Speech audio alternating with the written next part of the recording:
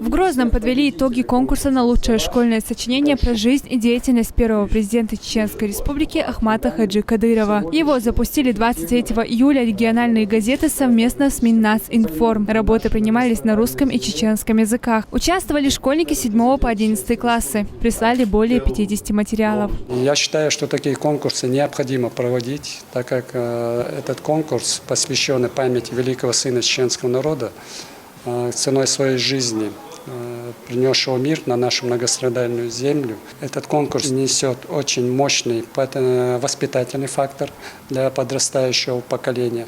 Такие конкурсы помогают нашей молодежи, нашим школьникам правильно ориентироваться в жизни, различать зло и добро. В своих работах школьники делились личными впечатлениями о героической жизни первого президента. Всего в конкурсе 6 призовых мест. Ребятам вручили благодарственные письма и денежные призы. Я благодарна министерству за такой конкурс. Очень рада, что участвовала в нем. Мое сочинение называлось «Путь Ахмата Хаджи Кадырова».